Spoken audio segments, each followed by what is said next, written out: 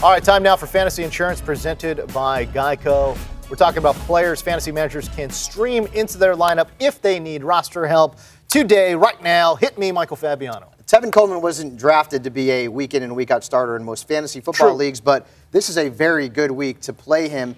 Of course, in a PPR league, he's going to have more value. The matchup is very favorable against the Lions, who've given up the third most receiving yards and the fifth most receptions to running backs. And, you know, he gets in there with Devonta Freeman, both running backs, very solid plays in what could be a high-scoring affair. Marcus Grant. Talking about tight ends, mentioned Zach Miller a little bit earlier, and he's an interesting streaming play because we know trying to find tight ends right now is pretty rough. Going against a Steelers defense, they haven't allowed any touchdowns to the position, but they are giving up targets, they're giving up catches, and so after Mike Glennon really struggled last week, I expect some high percentage throws to his tight end this week. You know, and I'm going to go with Russell Shepard. Deep sleeper, baby. Let's deep go. Sleeper. And the reason why I'm looking at Russell Shepard, you look at Kelvin Benjamin, he's banged up. Olsen is out. So Carolina going up against the New Orleans Saints, the matchup is favorable. And I believe this is where he'll kind of get in and start to get his ears a little wet. Now, you think about Shepard. He's scored once this year already, so I believe that he could be a nice pickup, a deep pickup, and a nice play. I like it. Let me talk about Jay Cutler. In a week where Brian Hoyer, Blake Bortles, and Jared Goff are likely to be in the top 5. Why not Jay Cutler? Let's go. Throw it in. Is that how More random points. we put him in with that group? More random points.